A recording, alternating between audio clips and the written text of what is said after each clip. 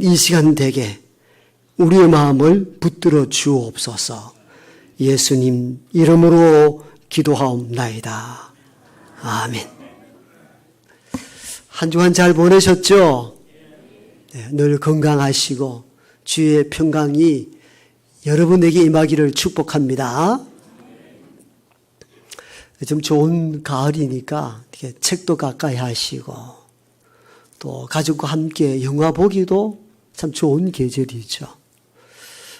영화 한 편도 책 한 권과 같은 어떤 주제와 또 신나리아 작가가 전달하고자 하는 메시지가 다 있습니다.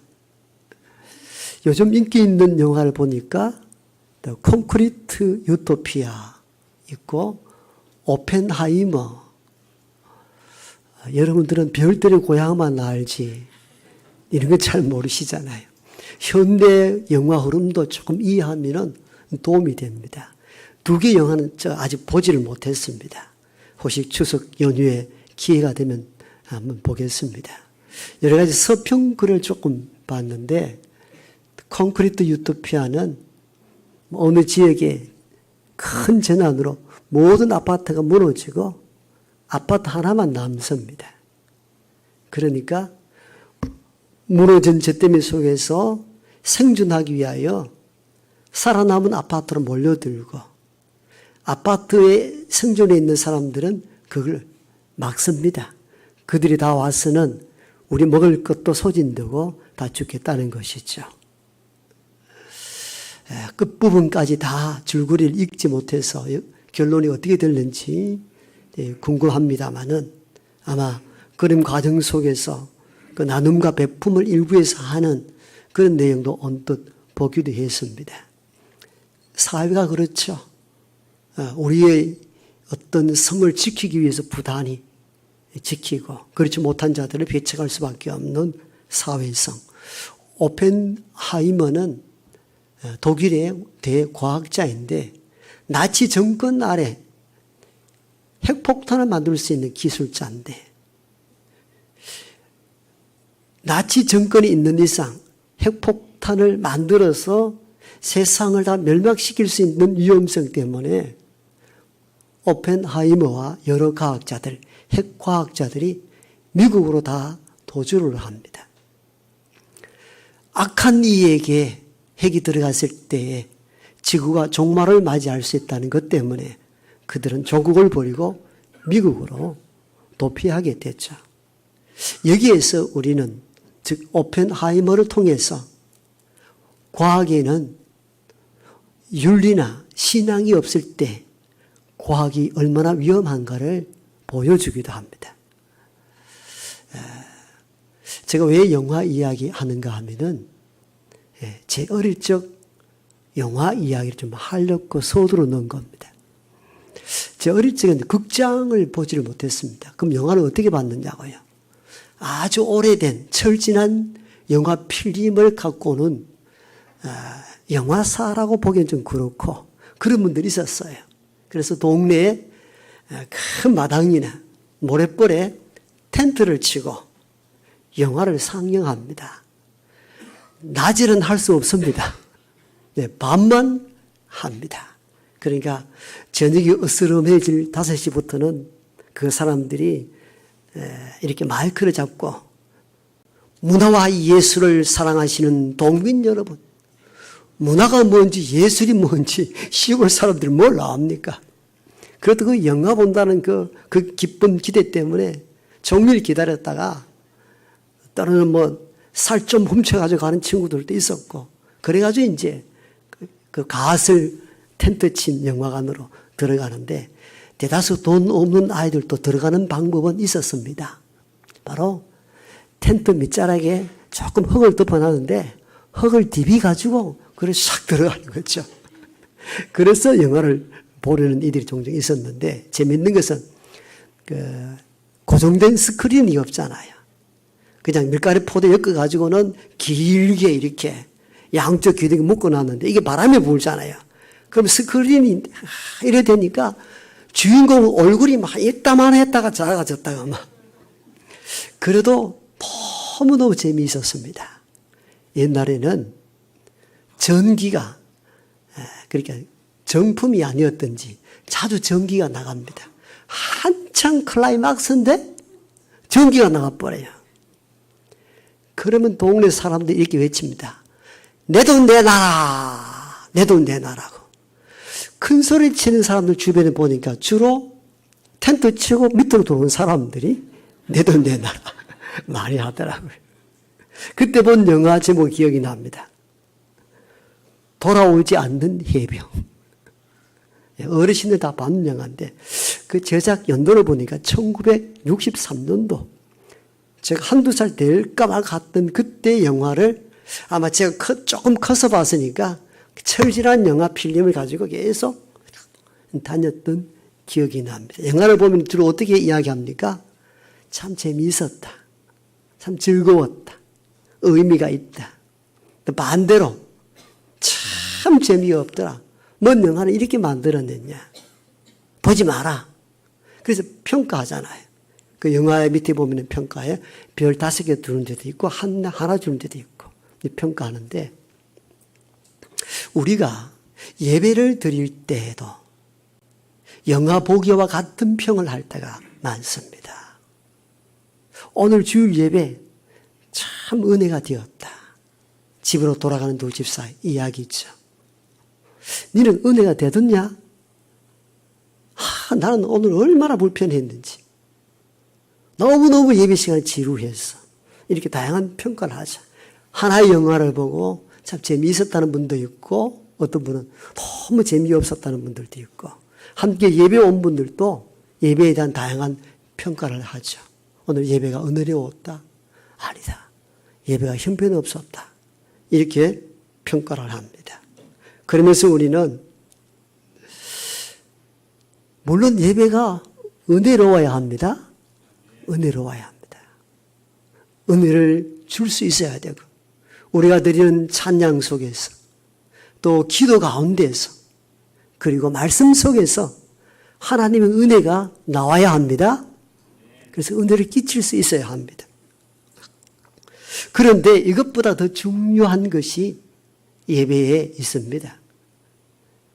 두 가지로 정리하여 말씀드립니다.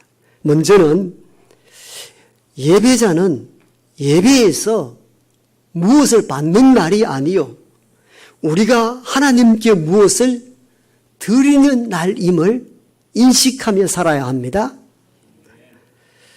우리가 일주일을 살아가는 동안 하나님은 시간을 주셨고 우리는 그 시간 속에 삶을 꾸리며 살아갔습니다. 일도 하고 산행도 하고 여러분 시간은 내가 만들어 쓰는 것 아니에요. 하나님 주신 선물입니다. 그리고 돌아보니까 먹을 것 입을 것 다 하나님 주신 것인 줄 알고 그 마음을 담아 감사함으로 드리는 거룩한 행위가 예배입니다. 그런데 오늘 우리는 이 예배를 어떻게 생각합니까? 무엇을 받아야 하는 날로 오해를 합니다. 즉 은혜를 받아야 된다는 겁니다. 물론 은혜를 사모하는 건 좋지만도 예배 속에서 나는 무엇을 하나님께 드려야 된다는 생각은 아예 없고 오늘 예배 가운데 난 무엇을 어떤 소득, 어떤 것을 얻었으면 좋겠다는 것입니다. 좋은 것 같아 보이지만도 예배의 본질에 있어서는 아주 먼 위험한 발상입니다. 왜냐하면 이는 돈을 주고 영화를 보고 평가하는 것과 예배를 같이 이해하기 때문입니다. 그래서 우리는 돈을 주고 영화를 볼 때에 재미없었을 때에 오늘 참 돈 아깝다. 그렇죠? 오늘 시간 버렸다. 이렇게 이야기하죠. 그건 뭘 의미합니까?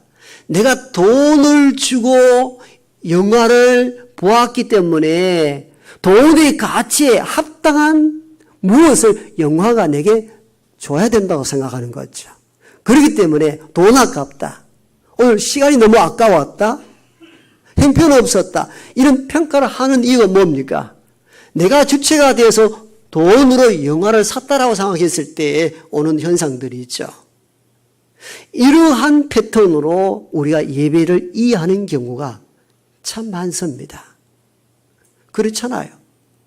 예배가 참 좋았다 좋지 않았다라는 것은 영화 보기의 평가와 특별한 차이가 있습니까? 없단 말이죠. 그러나 우리가 알아야 될 것은 예배는 영화 보기가 아닙니다. 예배는 이미 받은 하나님의 은혜에 대하여 감사함으로 나아가는 행위가 예배입니다. 너무 감사하여 온 마음과 정성과 뜻을 다하여 하나님께 드리는 거룩한 행위가 예배입니다. 예배에 대한 이 개념을 바르게 설정할 필요가 있습니다. 우리는 예배를 통하여 무엇을 받을 것인가가 아니라 지금껏 주신 하나님의 은혜에 어떻게 응답할까를 항상 고민할 수 있기를 원합니다. 이 사람이 참된 예배자입니다. 오늘 우리가 읽었던 본문은 요한복음 4장입니다. 사마리아 수가성 마을 우물가에서 예수님과 한 여인과의 만남에서 일어난 사건에 대한 기록입니다. 전부에 대한 이야기는 좀 천천히 하도록 하고요. 주님을 만나고 난 이후에 구원의 감격을 느꼈던 이 여인이 예수님께 이렇게 질문합니다. 예수님, 우리는 이 산에서 예배하고 당신은 보아하는 유대인이니까 유대인들은 남쪽 예루살렘 성전에서 예배를 드리는데 나는 어디에서 예배해야 합니까? 이 질문을 던집니다. 어디에서 예배해야 합니까? 라는 이 의미는 뭘 의미합니까? 예배 드리고 싶어 하는 꿈이 생겼다는 것을 의미합니다. 즉 인간적으로 표현하면 욕구, 뜨거움이 생긴 거예요. 주님을 만나고 난 이후에 내가 예배하고 싶은 생각이 들었던 것이죠. 예배로 나가고 싶었던 것입니다. 그래서 내가 어디에서 예배하면 좋습니까? 이 질문을 던지게 된 것이죠. 왜요? 평생 영적 목마름 속에 살았는데 주님이 내 영적 목마름을 해소해 주는 구원의 생수를 마셨기 때문입니다. 구원의 감격이 있으니 그 구원의 감격 주체할 수 없어서 어디 가서 예배를 드려야 되겠다는 겁니다. 우리는 이 여인의 질문 속에서 예배의 본질이 무엇인가를 깨달아야 합니다. 예배는 가서 내가 뭘 얻는 것이 아니라 받은 은혜가 커서 하나님께 무엇을 드리는 거룩한 행위가 예배인 줄 믿습니다. 이 여인이 낮 12시에 사막지대에 낮 12시에 다 잠을 자는 시간이에요. 근데 아무도 없는 그 시간에 몰래 우물가에서 물을 기리려 할 때에 주님이 여인에게 거꾸로 이렇게 질문하며 접근하죠. 나에게 물을 좀 달라고. 여인이 죽게 말하죠. 보아하니 당신은 유대인인데 어찌 사마리아인 여자에게 물을 달라 하오. 주께서 다시 여인에게 말합니다. 물을 달라 하는 이 예수가 누구인 줄 알았더라면 오히려 당신이 나에게 물을 달라 고했을 것이요. 아주 신비로운 이야기를 합니다. 그럴 때 이 여인이 당신은 두레박도 없는데 어떻게 물을 기르려 합니까? 주께서 말씀합니다. 여인아, 내 안에서 솟아나는 영생하는 물이 있다. 이렇게 이야기합니다. 그랬더니 이 여인이 그 물을 내게도 주십시오. 왜? 날마다 물 기르러 올 필요가 없다고 생각했으니까. 그 물을 나도 달라. 주께서 다시 여인에게 말합니다. 뜬금없이 남편 데려오라는 겁니다. 생수를 좀 달라 했더니 여인이 내게는 남편이 없습니다. 주께서 그 여인의 과거를 다 캐치해냅니다. 그렇지. 여인이여, 당신은 전에 남편 5이 있었는데 이 5은 지금도 당신의 남편이 아니니 없다는 그 말이 옳소. 여인의 과거까지 다 알 수 있는 이 존재에 대하여 두려움을 느낀 이 여인이 처음에는 보라, 이가 선지자로소이다. 그렇게 말합니다. 그리고는 물을 채워서 마을로 들어가다가 너무 급한 나머지 물동이를 버려두고 동네에 들어가서 와서 보라. 우리가 전도할 때 잘 쓰는 커맨시, 와서 보라. 이가 그리스도가 아니냐. 아멘. 수가성 우물가에서 주님을 만남으로 구원을 얻었던 것입니다. 그 구원의 감격이 얼마나 컸던지 그렇게 질문한 거예요. 우리는 이 산에서, 유대인들은 남쪽 예루살렘 성전에서 예배를 드리는데 나는 어디에서 예배해야 됩니까? 나는 전통적으로 우리 민족의 습관에 따라 이 북쪽 그리심 산에서 예배 드리는 게 옳지만, 그러나 당신이 구원주이고 유다 출신이니까 당신들이 드리는 그 예루살렘 성전도 무시할 수 없어서 여인이 이 산이냐 난 예루살렘이냐 어디서 예배하면 좋습니까? 이 질문을 던진 것입니다. 그 질문은 은혜에 대한 응답으로서 예배하고 싶다는 것입니다. 예배는 그렇게 시작해야 합니다. 내가 예배로 나아가서 뭘 얻어야 되겠다는 것이 아니라 일주일 동안 베푼 하나님의 은혜를 기억하며 하나님께 모든 영광과 찬미를 올려드리는 것이 참 예배입니다. 우리 가끔 그러죠. 야, 오늘 기도가 참 좋았어. 오늘 찬양대 찬양이 너무 은혜로웠어. 그런데 실제적으로 오늘 기도도, 일부 기도도요, 얼마나 저게 은혜가 되는지. 2부의 기도도 참 감동스러운 기도였습니다. 오늘 시원 찬양대 찬양이 얼마나 우렁차는지 우리 찬양대원 위해서 크게 한 박수 한번 합시다. 감사. 그럴 때 우리는 예배를 마치고 돌아갈 때에 참 은혜가 되더라. 그리고 목사님 설교도 참 좋더라. 이렇게 평가할 수 있잖아요. 뭔가 받고 간 것처럼. 그런데 여기서 조심해야 될 부분이 있습니다.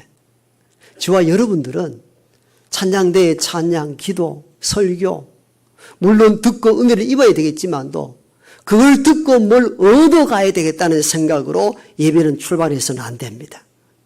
예배는 철저하게 받은 은혜에 대한 응답으로 하나님께 나아가야 합니다.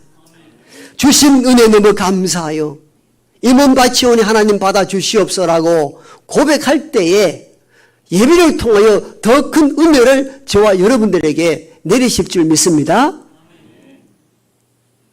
두 번째, 주님은 오늘 이 본문을 통하여 예배자는 장소보다 마음의 자세가 더 중요하다는 사실들을 알려주고 있습니다. 여인이 북쪽 그리심산에서 예배를 할까요? 남쪽 예루살렘 성전에서 예배를 드릴까요? 즉 어떤 장소에서 예배하면 좋겠느냐고 장소적 질문을 던진 거잖아요. 이건 역사적 배경을 좀 이해하면 이 본문이 접근하기가 좀 쉽습니다. 이스라엘에게 가장 먼저 세운 성전이 어떤 성전입니까? 다윗 시대 때에 세운 예루살렘 성전이죠. 그래서 매 절기마다 전국 각처 또 외국까지 가 있던 디아스포라 된 유대인들이 예루살렘 성전에 와서 제사, 오늘 같은 예배를 드립니다. 예루살렘 성전은 유일한 하나님의 거하는 임재 장소로 여겼습니다. 그런데 솔로몬 이후에 남과 북으로 나누어져 버리죠. 나누어졌지만도 북쪽에 있는 이스라엘인들도 여전히 종교적 이유로 항상 남쪽 유다 예루살렘에 도착하고 거기서 제사 예배를 드리게 됩니다. 그런데 얼마 가지 아니하여 북쪽 왕이 백성들이 남쪽으로 내려가는 것을 길을 막고 북쪽 그리심산에 예루살렘 성전이 비견될 만한 성전을 세웁니다. 그리고는 이렇게 선포합니다. 여기도 하나님의 성전이 있으니 예루살렘까지 갈 필요가 없다. 그리심산에서 제사하라는 것입니다. 이유는 간단합니다.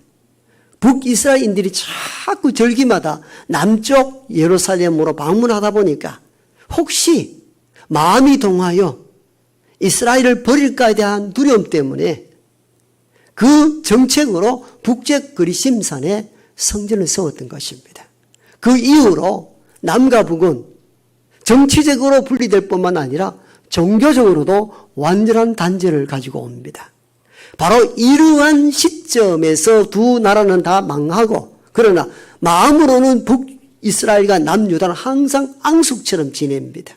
보기 싫은 존재입니다. 그러니까 남유다 출신인 예수님이 여인에게 물을 달라 할 때 여인이 한 얘기가 거기서 나오잖아요. 보아하니 당신은 유대인 청년 같은데 어찌하여 북쪽 사마리아인 나에게 물을 달라 하고 말을 할 수 있느냐. 대화도 안 했거든요. 이유가 거기에 있었던 것입니다.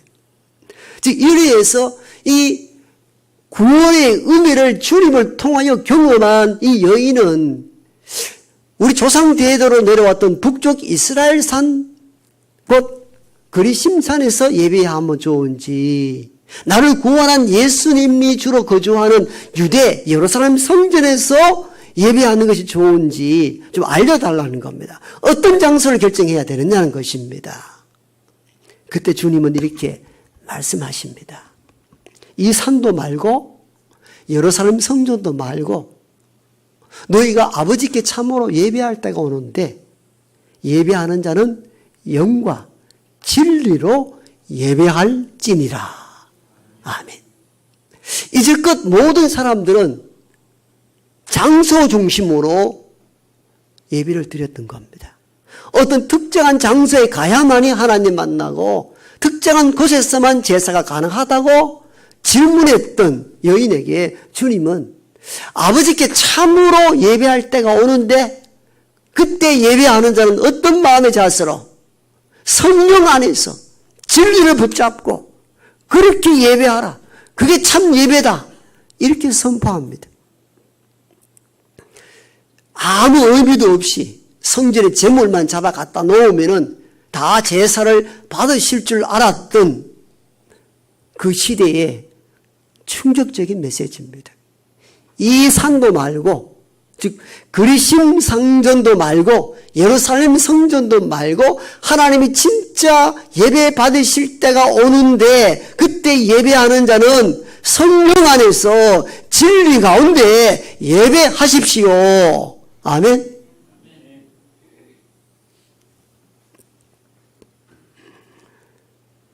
제물만 어떤 특정한 장소에 갖다 바친다고 예배가 되는 것이 아니라는 것입니다. 마음가짐, 성령님을 의존하고 말씀을 붙잡고 참으로 진솔되게 하나님께 나아가 예배하는 그 예배자를 하나님이 찾으시겠다는 말씀입니다. 그래서 우리는 이 본문을 통하여 예배자는 어떻게 살아야 하는가, 예배로 나올 때 어떤 마음을 지내야 하는가를 깨달아야 합니다. 진실로 그렇습니다. 총정리하면 오늘 두 가지 메시지를 전했습니다. 예배자는 어떤 마음을 지내야 하는가, 예배를 통하여 뭘 받으려 할 것이 아니라 오히려 받은 은혜를 드려야 되겠다. 이 마음다짐으로 예배 임하기를 소망합니다. 여러분, 우리는 종종 이럴 때 있죠. 야, 그 교회 가봐라. 시설이 얼마나 좋은지. 애들 맡기기도 편하고 주차 시설도 잘 돼 있고 예배 설교 전에 오케스트라 단원이 수십 명 되는데 그 특성 한번 들어봐라. 얼마나 은혜가 되는지. 그거에 가면 받을 게 너무 많아. 설교도 너무너무 잘 하시오. 그런 교회 많지요. 그래서 우리는 여러 백화점에 쇼핑 다니듯이 좋다는 옷을 쇼핑하기 위해서 그 내가 많은 것을 얻기 위함이죠. 쇼핑 다니듯이 교회 쇼핑 다니는 이들이 많습니다. 왜? 물론 은혜를 입어야 되는 건 맞고 내 신앙과 맞아야 되는 것도 맞습니다만은, 그러나 그 속에 굉장히 위험한 요소가 도사리고 있다는 것을 우리가 잊지 말아야 합니다. 그건 예배를 통하여 뭘 얻겠다는 것으로만 예배를 이해하고 있다는 겁니다. 이건 본질적인 의미에서의 예배가 아닙니다. 예배는 이미 받은 하나님의 사랑과 은혜에 대한 응답입니다. 그 응답으로 나아가는 것이 예배입니다. 그러면서 제가 일부 예배 때 이런 예화를 드렸어요. 저는 시골 깡촌 출신이잖아요.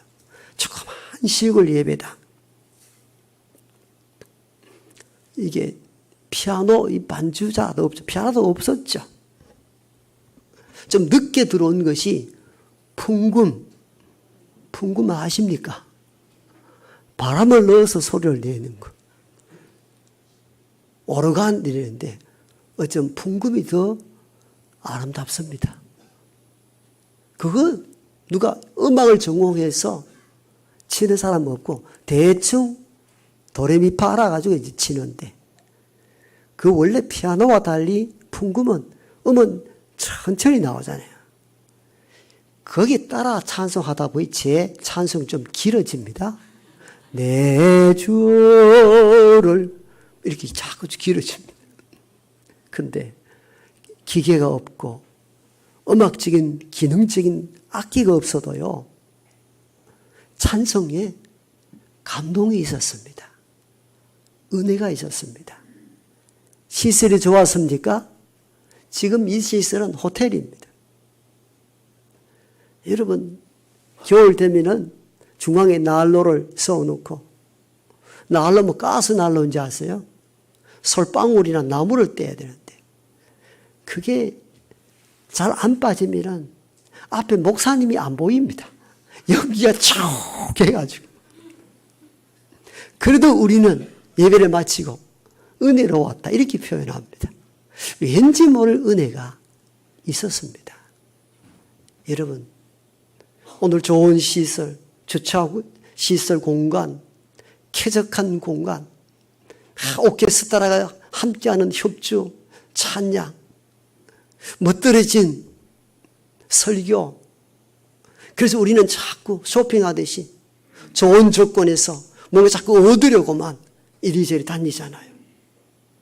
물론 그 개인의 마음은 이해합니다만은 예배의 본질만큼은 회복되길 원합니다. 예배는 뭘 얻으러 가는 것이 아니고 이미 받은 은혜에 대한 응답으로 드리려 하나님께 나아가는 거룩한 행위입니다. 우리가 예배 시간대에만 헌금을 드리잖아요. 드리는 거잖아요. 기도도 하나님께 올려 드리는 거예요. 그 예배의 예식 형식을 보면 80~90%가 드리는 겁니다. 찬양, 사람 듣기 위해 하는 찬양이 아닙니다. 오해하시면 안 됩니다. 야, 우리 듣기 너무 좋았다. 그렇지 않습니다. 혹시 그런 찬양대원이 있다면 위험합니다. 잘했든 못했든 마음을 담아 찬양을 드리오니 하나님 받아 주옵소서. 이게 찬양대원의 이유고 존재하는 목적입니다. 다 올려드리는 거예요. 누구에게? 하나님께. 예배는 하나님께 드리는 행위입니다. 유일하게 우리에게 베푸는 것이 하나 있습니다. 그것이 무엇입니까? 설교, 말씀입니다. 말씀으로 하나님께서 우리에게 은혜를 베푸시는 것입니다. 그 이외의 모든 요소는 다 하나님께 올려드리는 것입니다. 그러므로 예배자는 예배할 때 오늘 은혜 좀 받아볼까? 여러분 농담으로도 그렇게 해서는 안 됩니다. 철저하게 주신 은혜에 감동하여 하나님 여기까지 나를 이끌어 오신 은혜에 감사합니다. 이 마음을 다하여 예배하오니 하나님 기뻐 받아 주옵소서. 이런 고백과 이런 결단을 담아 하나님께 예배하는 우리 모두가 되기를 축복합니다. 아버지